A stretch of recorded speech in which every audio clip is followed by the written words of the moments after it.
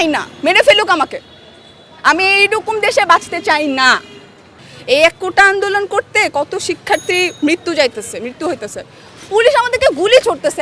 একটা নর্মাল স্বাধীন দেশের মানুষ এখানে আন্দোলন করতেছে।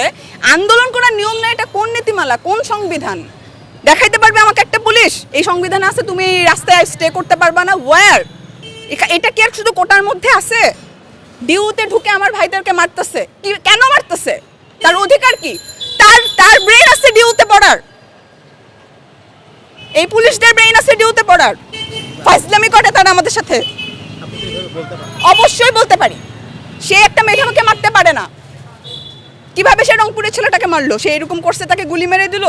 তার তো বিশ্বাস আছে যে পুলিশ তাকে মারবে না, তাকে মেরে দিল কিভাবে? হাউ ডেয়ার দেয়ার! এরকম জায়গায় আমি বাঁচতে চাই না, মেরে ফেলুক আমাকে। আমি এইরকম দেশে বাঁচতে চাই না। পৃথিবীর কোনো দেশে বাঙালি এখনো চাকরিও পাইতেছে না, কারণ বাংলাদেশের ভৌগোলিক আর পুরা দুনিয়ায় বাংলাদেশ এখন জানে বাংলাদেশ কেমন। একটা রেড অ্যালার্ট কান্ট্রি হচ্ছে বাংলাদেশ। 1971 সালে যারা জান দিয়ে গেছে তারা থুতু ছুটতেছে এখন, যে এই জন্য আমি আমার দেশটাকে স্বাধীন করছিলাম। এটা আমার স্বাধীনতা। আমার ক্যাম্পাসে স্টুডেন্টরা নিজের ক্যাম্পাসে থাকবে, ক্যাম্পাসে বিজেপি বাইরে মোতায়েন করে দিয়ে ছাত্রলীগ ঢুকাই দেবে তাদেরকে মানার জন্য। এটা আপনি বলতেছেন স্বাধীনতা? আমি চাই না এই স্বাধীনতা। মেরে ফেলুক, সবাইকে মেরে ফেলুক, সবাইকে গুলি করে মেরে ফেলুক। আপনি এটা ছেড়ে দিবেন আজকে? আমাকে উঠায় নিয়ে যাবে, আমাকে মেরে ফেলুক। আমি জাস্ট ডোন্ট কেয়ার। আমরা সমতা চাই, সম অধিকার চাই, কোনো ডিসক্রিমিনেশন বাংলার মাটিতে আমরা চাই না। আর শুধু নারী কোটা না, আমি মুক্তিযোদ্ধা কোটাও পাই, কিন্তু আমি এটার বিরুদ্ধে। আমি একজন মুক্তিযোদ্ধা পরিবারের, এবং আমি এটার বিরুদ্ধে।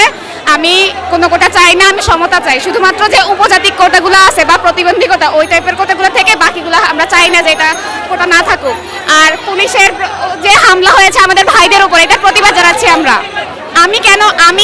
আমার ভাইরা পড়াশোনা করতেছে, আমিও করতেছি, সেম ফ্যাসিলিটিস। তাহলে আমি কেন আমার নানার কত সালে যুদ্ধ করছে সেইটা ফ্যাসিলিটিস আমি ইউজ করবো কেন? ভাই, আমরা তো সেম ফ্যাসিলিটিস পাই, তাহলে কেন আমি 45% কোটা দিয়ে পরীক্ষা দিব আর ওনারা কেন কোটা ছাড়া পরীক্ষা দিব? বাংলার মাটিতে বৈষম্য থাকতে পারে না।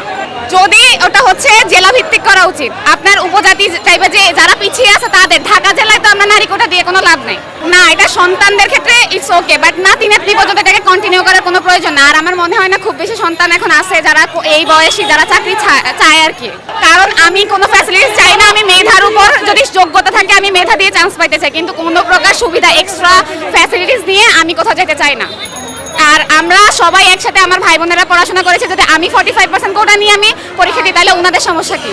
সো আমি মুক্তিযোদ্ধা কোটা, নারী কোটা সবগুলাই পাই, কিন্তু আমি চাই না যে এই ধরনের কোটা থাকুক অ্যান্ড বৈষম্য মুক্ত বাংলাদেশ গড়ে উঠুক। আর আমরা এত বছর যুদ্ধের এত বছর পরও যদি এই ধরনের বৈষম্য থাকে, আসলে কিছু বলার নাই।